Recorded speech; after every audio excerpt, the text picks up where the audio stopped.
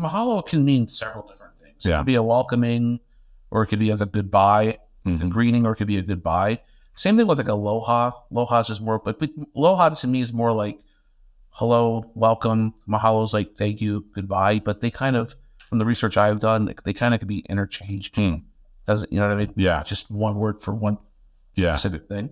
And it's gratitude almost, right? Yes. It's a gratitude. And the lays are, when you get laid when you come to Aloha J's, everybody gets laid. Does anyone make jokes about that? I have a whole t-shirts coming out with Mama G. Yes. I think you'll like about the next day or so. We're going to start selling merchandise next week in our gift cards, but I think you'll find it funny. That is awesome. But when you get laid, that's a sign of welcoming and love and respect. Okay. So everyone that comes in gets that. Yeah. Unless we run out for a day, which happened a couple of times, or Mama Jean has a day off, which has to happen too. Yeah. But most people come in. Welcome to YMI Talking, a podcast where the guests are so good, you'll wonder why the host is even talking. In each episode, you will hear one of the leaders of the Lehigh Valley's vibrant business hub. They will tell you the keys to their success, the mistakes they've made, and what they have in store for the future. Here is the host of YMI Talking, from YMI Insurance, Jimmy Honachik. Into it, Yeah. you know? So Back here. back here, just Jay chilling. Hi, and welcome to a new episode of Why Am I Talking? Usually I say with me, Jimmy, but we are going to try something. Emphasis on try. This is a trial. Avery, who has been in the shadows of the show for a few months now, Ooh. is now going to be on a microphone. I'm excited. I'm excited too. If you mess it up, though, you are fired. So. That's fair. Yeah, I can't blame you. But I think it'll be nice to have another voice on these shows and someone else to interact with the guests. So excited to have you here. Excited to be here. Good. And we're going to kick things off with Jay from Aloha Jays. Yes. The only thing is, Yes. I could have talked more. We discussed this. I'm a newbie. I was recording this as though we hadn't done the episode yet. Oh, And do we want to start over? No. Okay. Now everyone just knows I'm a liar. So. So that's how this is going. You are fired. Thank you for coming on. All right, thanks so much, guys. All right. So enjoy this episode that we have already recorded with Jay from Aloha Jays. Awesome. All right. That is me and Aloha. We are here with a new episode, and I couldn't be more excited. This is going to be great. If you know me, you know I have a very, very large sweet tooth, and we're gonna talk a little bit about that today. I'm here with Jay Losagio from Aloha Jays. Jay, thank you so much for coming on here. Thank you for having me. Appreciate it. Absolutely. So let's talk about a new endeavor, Aloha Jays. What is it, and why should people be as excited as I am? Aloha J's is a specialty type of eatery, if you want to call it. So we make to order Malasadas, which is a Portuguese donut, and they are coated, they are filled, they are topped. They are absolutely delicious. They're made to order, or warm or hot. And we also have Kono coffee, which there's really nowhere else around here that I know of anyway that sells that. And also the experience. Mama Jean, who's my mom, gives everybody a nice lei. Everybody says aloha when you come in, and mahalo, thank you, when you leave. Vibrant colors, palm trees. So they why they want to come is for a delicious treat, one, but also just for the aloha experience and to get away from it all a little bit. Yeah, so I am excited, because I love sweets, and you've got donuts, and that sells me. But it's more than that, right? Like, it truly is kind of stepping into a Hawaiian atmosphere. Yeah, it is. So I mean, from the color schemes to, like I said, being greeted with aloha when you leave, they say mahalo, to the tropical type of food that we have. To the music that's played, people really grasp the love and the excitement, and it's something different and unique that they really haven't had before, unless you go to Hawaii, but you don't have to travel 5,000 miles. It's kind of right here in the backyard of Lehigh Valley. Yeah. And Avery, you've been there, so tell me, is it like this magical experience that I'm imagining here? It is so wonderful. I will say you've had so much success with it that when I showed up, I was like, oh man, do I really want to wait in this long line? Like, because it was out the door and around the corner. It was great, but I was like, I don't know. And then someone came out and gave me a lay, and I was like, yeah, I'm staying. Yeah, the lines of, I mean, at the beginning was nuts. I mean, like I said, the first day we had the fire police showed up, the direct traffic. There was like 850 people outside and 8 of us inside. But now, like, we're able to produce more. We hired more, got some more equipment, but we're tiny. We're only 917 square feet. So, Wow. But we're doing a lot better with less wait times now. Mm-hmm. And we're about 85% where we need to be. So we'll get there. But thank you for waiting. Absolutely. They were worth the wait, 100%. They were so good. And so there's the experience and then there's the product. How do you get, there's a level of authenticity you need for this. Like, how do you make sure that you get that and you get it right? It's a great question, actually. So, like I said, I think I did around 350 to 360 batches of Malasadas. That's insane, though, isn't it? Like, how long does it take to make a batch? 3 hours from start to finish. From like the time, about 3.5 hours from mixing to proof cycle, rising a proof cycle.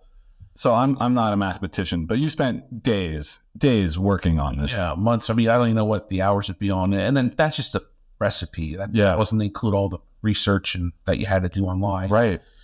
Other stuff. That's just actually making the batches. So, I mean, but to get it right, so about halfway through, I was doing all wet ingredients. So like milk, butter, eggs, etc. Right?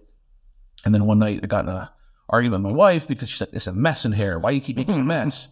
And I'm like, "You're kind of right." Yeah. So I started over and I did all dry ingredients. So really pasteurized dry eggs. Yeah. Right.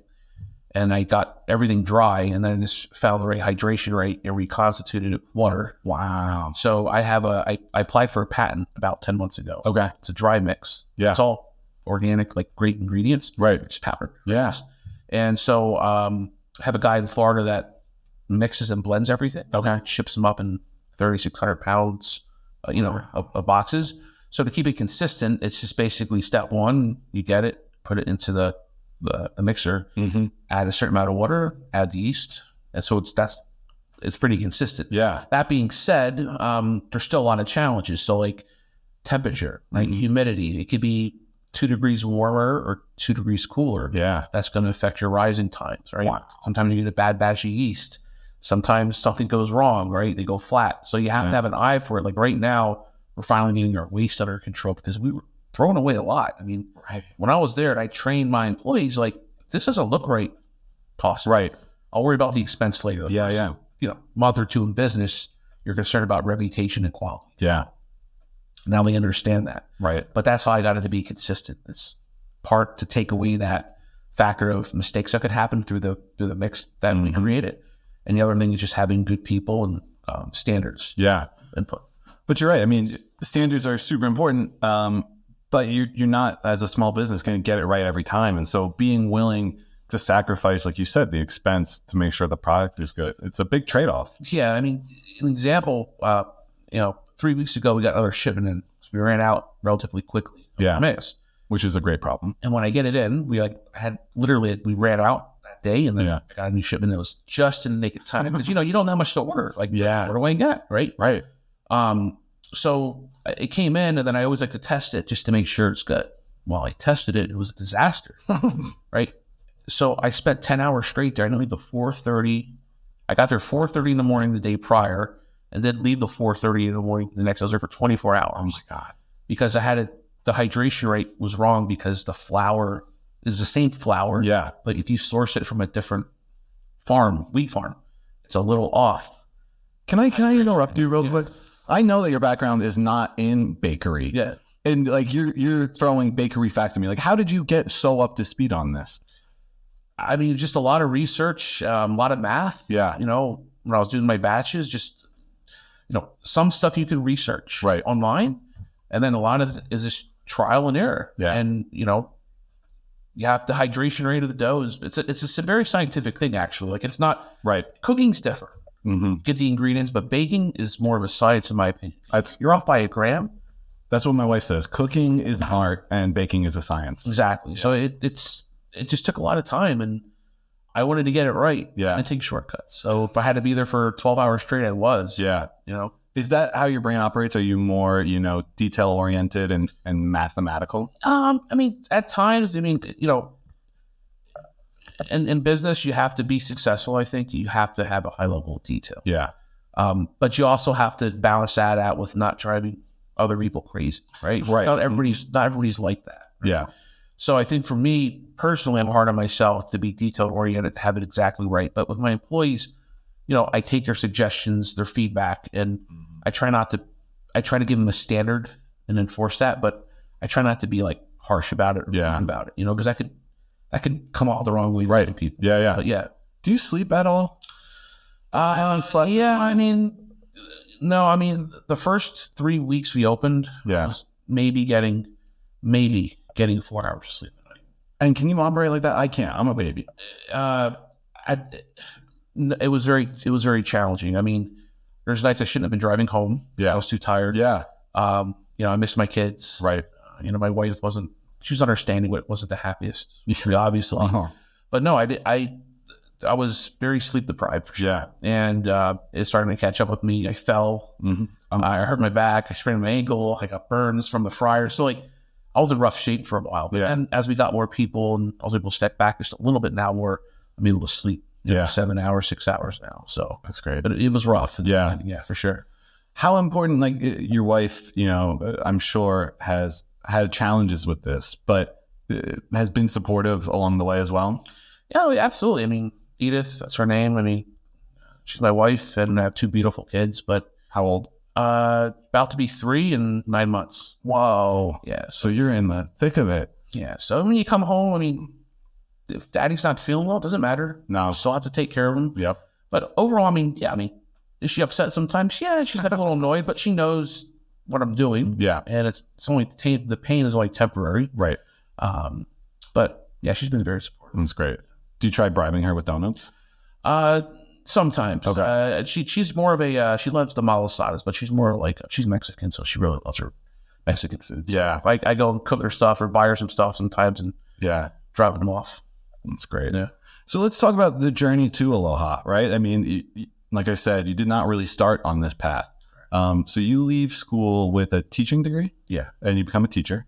I never taught, but I had a interdisciplinary degree teaching in history. Yeah. And so that was a joke. You didn't really put it to use. You went a whole different path. I do still put it to use, though. I mean, writing up plans and teaching people. So I still apply some of what I learned. Yeah. But yeah, so I did graduate it and I worked for some corporations, one being Verizon. Okay.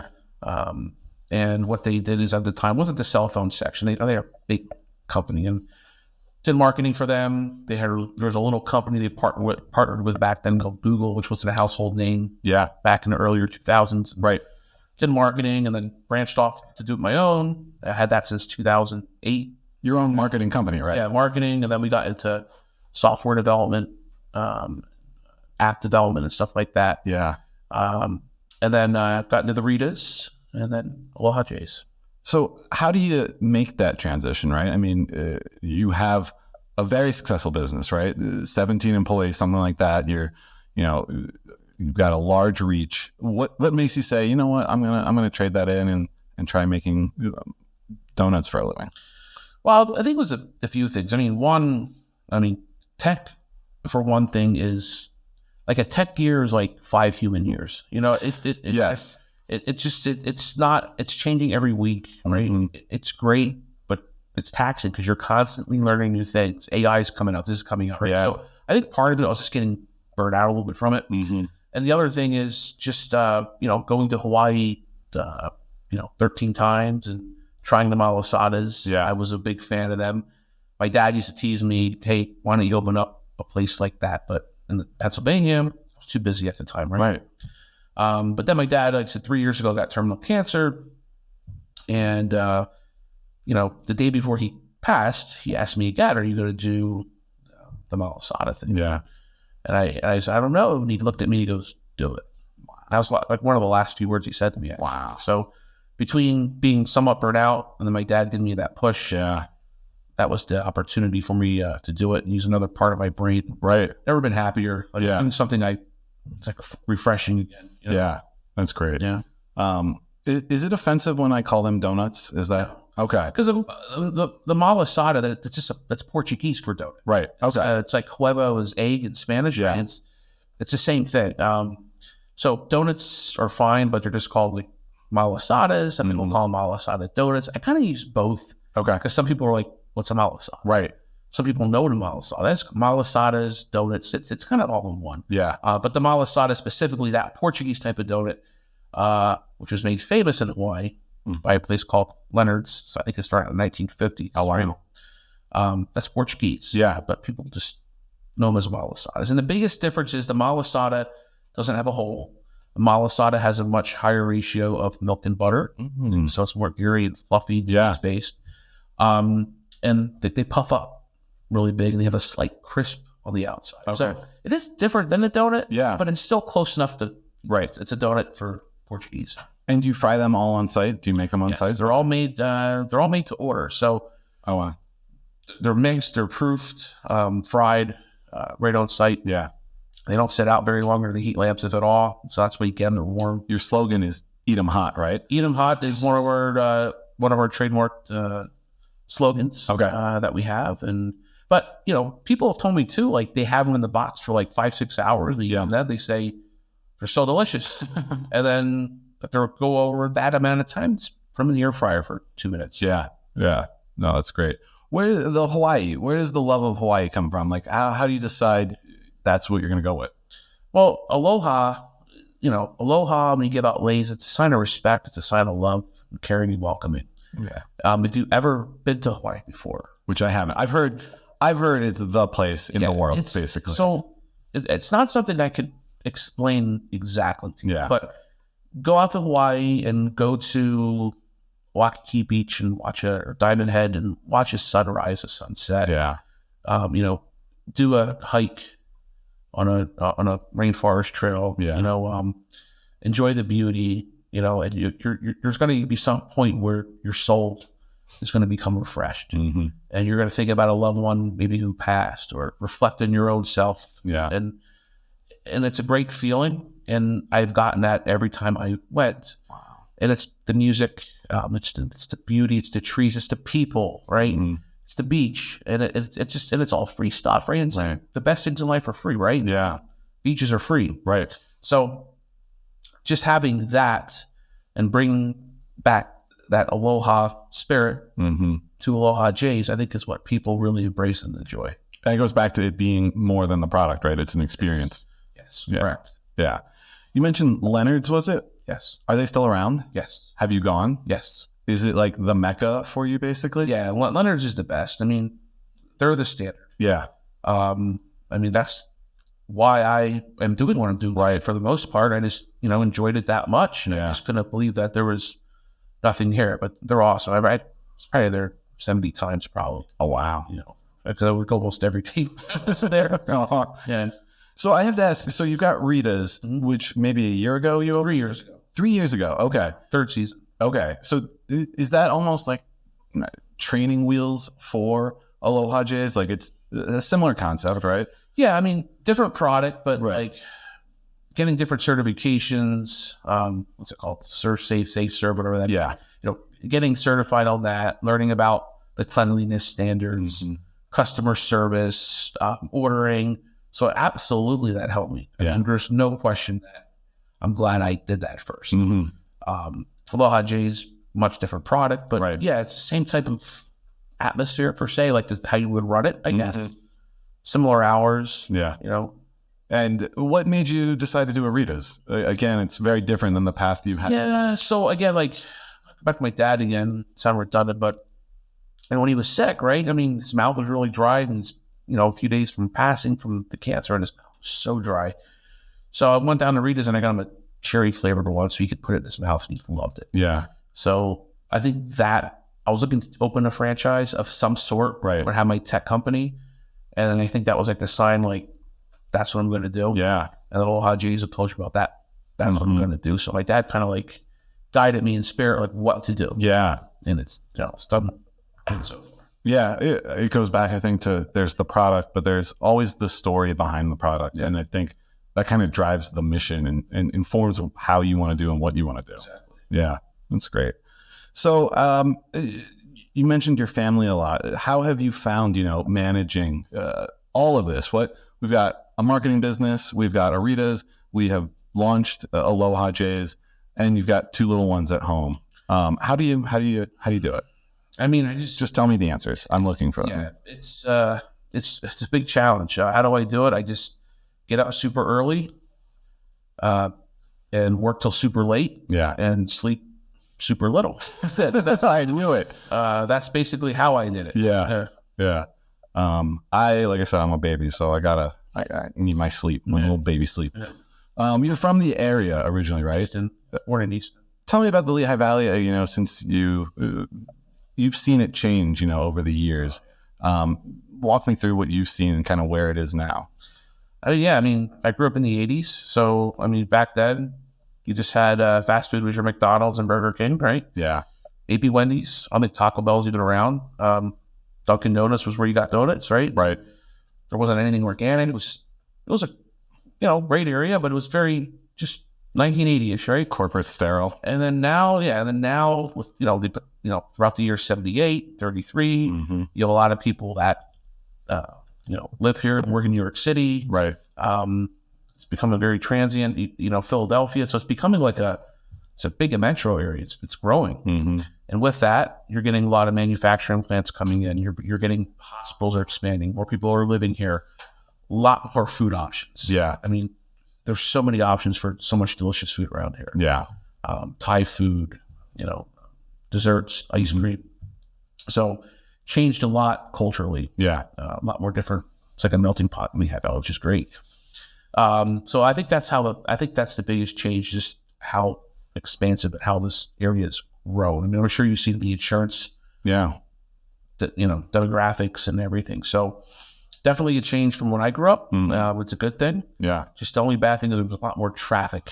On 22, it's just like a parking lot every day. And Yes. the roads, it takes an hour to drive anywhere now. Yeah. We went to Amon's for dinner last night, and we live in Center Valley, so it's 78, and just the Indian restaurant, right? yeah, just the amount of trucks on there, it's insane. And they don't care.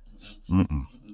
They know. Uh-huh. So what's next for you? I mean, Aloha Jays, we're gonna stabilize it and get it to run. What's next? Yeah. So I mean, what's next right now is just I about 85 to 90% where we need to be for like production. And then I need to extend the hours for Aloha Jays at like 7 to 8 o'clock. Yeah. So people can. Right now it's 8 to 3. That's gonna be a tough thing. I'm thinking about, right? Like you've got a peak hour in the morning, I'm assuming, or is it pretty steady throughout? So Monday through Friday is very steady. Okay. And Saturday and Sunday is very busy. Yeah. I call it, right? So I mean, but there are people that would come later. Mm-hmm. So I want to open up a little later, make sure that our production is where it needs to be, or it's there, and then also making sure the standard is there. Once that is in place and we have a good system, the reviews are so positive, because I'm very big on customer service. I read all my comments on Facebook as much as they can, respond back and do what they want. Mm-hmm. But next we'll see how it goes. I mean, if it continues to be successful and the standard is there and people still like it, I will do a second one and third one, and we'll see where it goes. But for sure, I'm excited at that option. But I have to ask you before we let you go. I mean, you had a marketing company.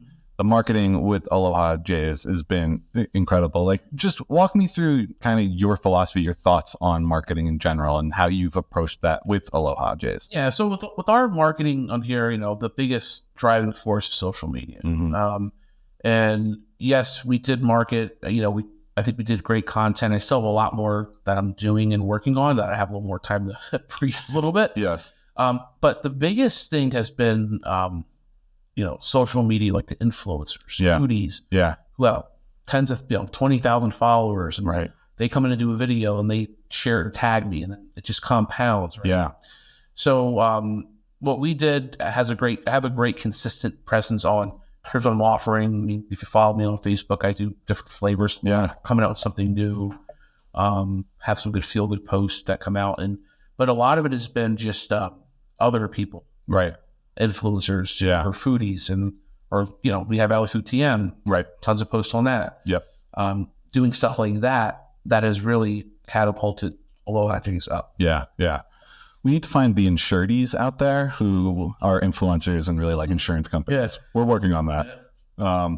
Well, great. All right. So I've got two more things before we wrap up. The first is we are sponsored by Hocus Pocus Cleaning Services, locally owned cleaning company. They do our offices.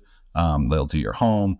They're incredible. They're magic. And with that, I have to ask all my guests, if you could have any magical ability, what would it be? I wish I could just lose 20 pounds like that.